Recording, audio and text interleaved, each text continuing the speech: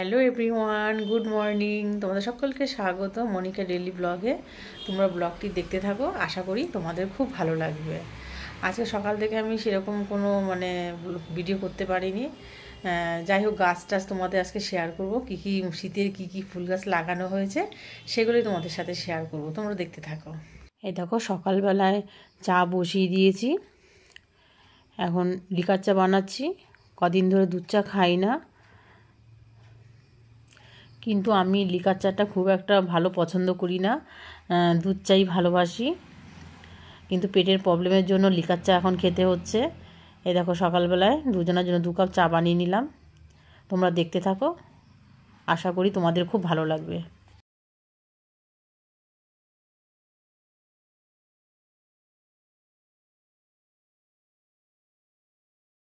এই দেখো, পাঁচিলটা এতটা উঠে গেছে, সেগুলো তো তোমাদের সাথে শেয়ার করিনি, তাই ভাবলাম যে তোমাদের সাথে একটু শেয়ার করি। এই দেখো, পেছনটা পরে করা হবে, এই জায়গাটা ভেঙে গেছিলো বলে এই জায়গাটা করা হয়েছে।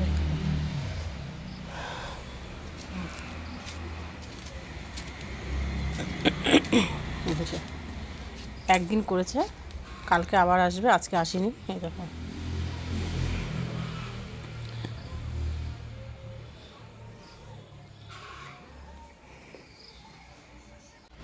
দেখো এই ফুল গাছগুলো না বেশি দিন হয়নি লাগানো হয়েছে, 4-5 দিন হয়েছে লাগানো হয়েছে। টবে ডালিয়া গাছ লাগানো হয়েছে, ভ্যারাইটিস ডালিয়া গাছ, সুন্দর সুন্দর কালারের সব ডালিয়া ফুল ফুটবে যখন বড় হবে। যখন ফুল ফুটে তখনও তোমাদের সাথে শেয়ার করব। এই দেখো, এখানে গাঁদা গাছ লাগানো হয়েছে। হ্যাঁ, এই গাঁদাগুলো খুব ভালো, বড় বড় হবে এই গাঁদাগুলো। আর ভালো ডালিয়া গাছও নিয়ে আসা হয়েছে, সব লাগানো হয়েছে টবে। আর এই টবে গাছ লাগানোর আগে না মাটিগুলো খুব সুন্দরভাবে তৈরি করা হয়েছিল, সার টার দিয়ে, গোবর সার দিয়ে। দেখো, গাছগুলো 2 দিনেই কত সুন্দর হয়ে গেছে টবে লাগাতে লাগাতে। এই দেখো,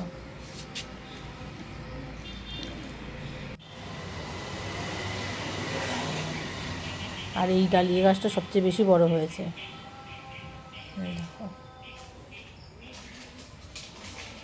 আর এখানে এই দেখো, এটা মালটা।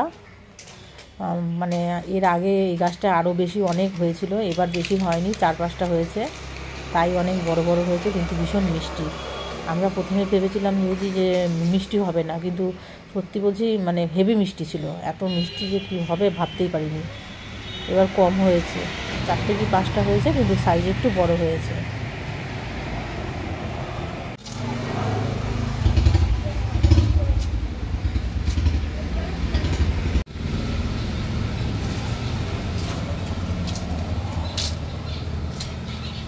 আর এই ফুল গাছগুলো হচ্ছে পিটুনিয়া, একদম ছোট ছোট। হ্যাঁ, কিন্তু ভীষণ যখন বড় হবে এই টবগুলো একদম ঝাঁকড়া হয়ে যাবে আর সুন্দর ফুল ফুটবে। এই দেখো, আর এটা হচ্ছে পাতিলেবু গাছ। এই গাছটা দেখো, এই দেখো, প্রত্যেকটা ডালে রাখা ছোটো ছোটো পাতিলেবু হয়েছে, আর কয়েকটা পাতিলেবু আবার বড়ও আছে। গাছটার পাতিলেবুটা খেতে ভীষণ টেস্ট, দোকানে যে আমরা কিনে খাই না, তার থেকে বেশি স্বাদ এই পাতিলেবুটার, সেন্ট বেশি আর কি। হ্যাঁ, বড় হয়, আবার তারপরেই ওই ডালগুলোর মধ্যে থেকেই আবার ছোটো ছোটো বেরোয়। আর এটা হচ্ছে আপেল গাছ, এখনও পর্যন্ত আপেল হয়নি, অনেক দিন হয়েছে লাগানো হয়েছে। আর আমি তো কোনো দিন আপেল গাছ দেখিনি, এই প্রথম যখন লাগানো হয়েছে তখন দেখেছিলাম। আর এই যে একটা ধুতরা ফুল গাছ, অনেক ফুল ফুটেছে। আর এই দেখো, কালকে এই ফুলগুলো ফুটবে, এত সুন্দর লাগছে দেখতে, তাই ভাবলাম তোমাদের সাথে একটু শেয়ার করি। আর ফুল দেখতে কার না ভালো লাগে, সবারই ভালো লাগে। হ্যাঁ, আশা করি তোমাদেরও ভালো লাগছে। আর এই দেখো, এই যে আজকে সকালে এই 2টো সাদা স্থলপদ্ম ফুল ফুটেছে। রাস্তার ধারে গাছ তো, সুযোগ পেলেই লোকে নিয়ে চলে যায়। তা আজকে দেখি 2টো স্থলপদ্ম ফুল রয়েছে, ছোট্ট একটা গাছ, তাও লোকে তুলে নিয়ে চলে যায়।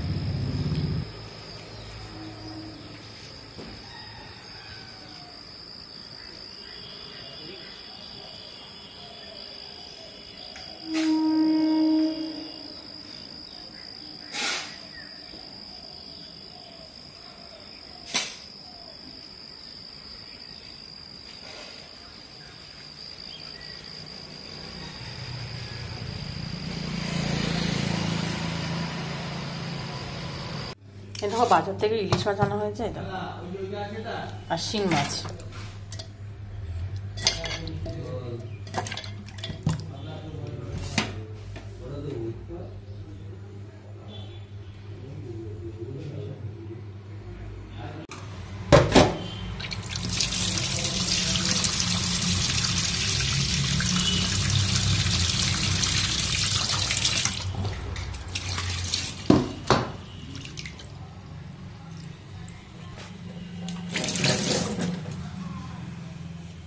এখানে ইলিশ মাছগুলো এখন ধুয়ে নেব। আর এখানে শিং মাছটা নিয়ে আসার কারণ,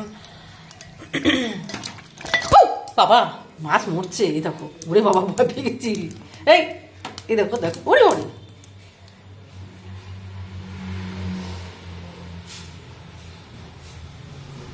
ওরে বাপ রে বাপ, ওই দেখো কেমন লাভ দিয়েছে, ছোট মাছ তাও আবার লাভ দিচ্ছে। ও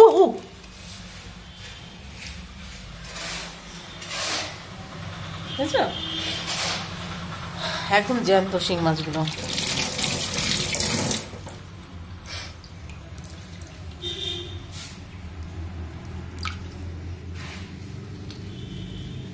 শিং মাছগুলো ভালো করে না, তখন কি লোকলো, এগুলোকে লবণ দিয়ে ভালো করে দিয়ে নিচ্ছে।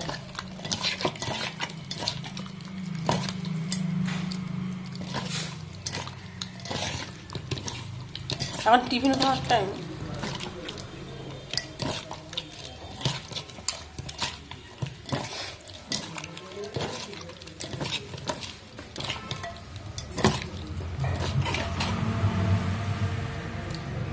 এই মাছগুলো কি একটা পাতা দিয়ে যেন ডলে সুন্দর পরিষ্কার হয়ে যায়, দেখছি।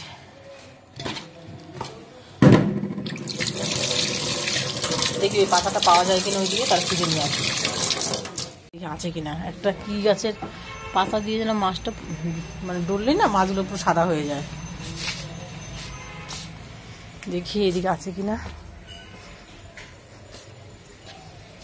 নেই মনে হচ্ছে।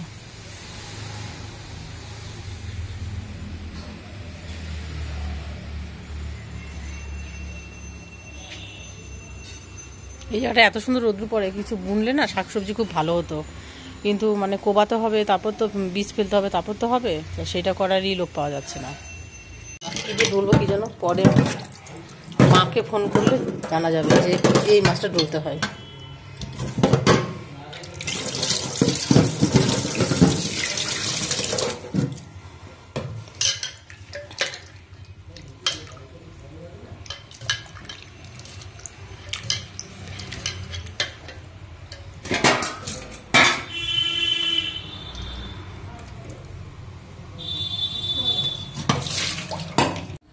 ধোয়া হয়ে গেছে, এখন নুন হলুদ ভালো করে মাখিয়ে রাখবো।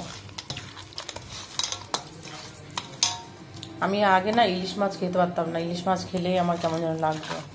আর এখন ইলিশ মাছ, তারপরে হচ্ছে খাসির মাংস খুব ভালো লাগে। আগে খাসির মাংসও তাই খেলে কেমন লাগতো, এখন সব কিছু ভালো লাগে খেতে।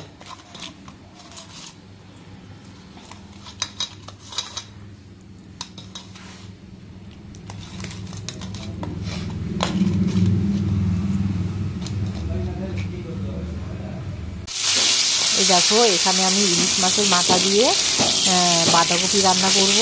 আর এই বাঁধাকপিটা অনেকদিন আগে নিয়েছি তো, তাই বেশি দিন রাখলে তো নষ্ট হয়ে যাবে, তাই জন্য ভাবলাম বাঁধাকপিটাও রান্না করি। আর আমার এমনিতেই মাছ মাংস থেকে না সবজি খেতে বেশি ভালো লাগে, তাই জন্য ভাবলাম বাঁধাকপিটা কেটে রান্না করলে খাওয়া যাবে। তাই দেখো বসিয়ে দিয়েছি মাছের মাথা দিয়ে। আর এখানে তেজপাতা, শুকনো লঙ্কা, জিরে, টমেটো, কাঁচা লঙ্কা সমস্ত কিছু দিয়ে দিয়েছি। আর বাঁধাকপিটা তো আগে সিদ্ধ করে জলটা ঝরিয়ে নিয়েছি।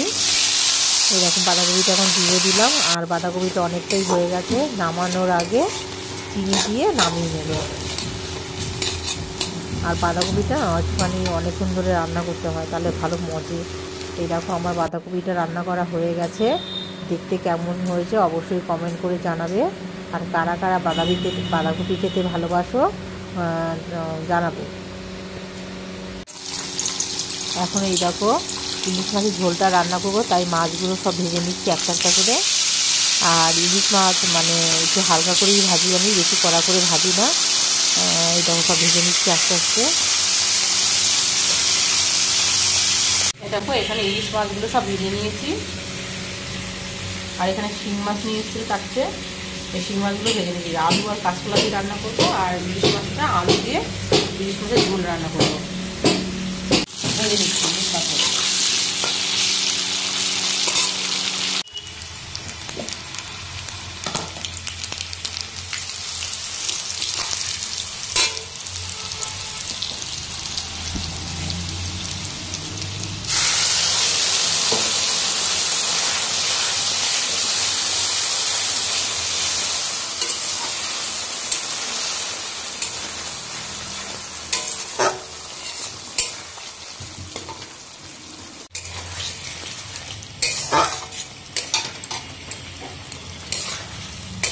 দেখো মশলাটার মধ্যে এখন জল দিয়ে দিচ্ছি।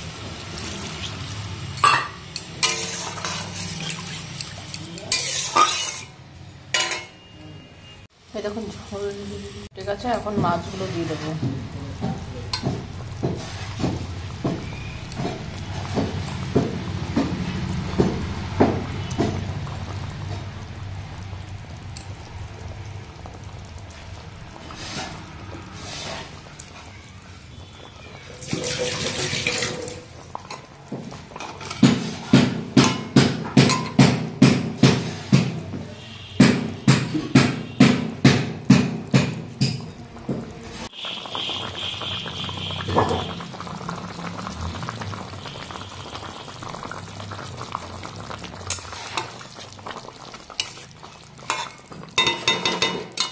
ইলিশ মাছের ঝোলটা রান্না করা হয়ে গেছে, এখন নামিয়ে নেব।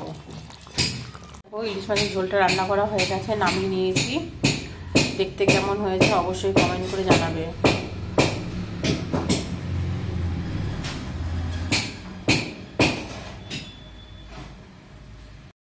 চলো আমি এখন কি কি রান্না করেছি সেগুলো তোমাদের সাথে শেয়ার করি। চলো এই দেখো কি কি রান্না করেছি সেটা তোমাদের বলছি। এখানে দেখো ইলিশ মাছের ঝোল আলু দিয়ে,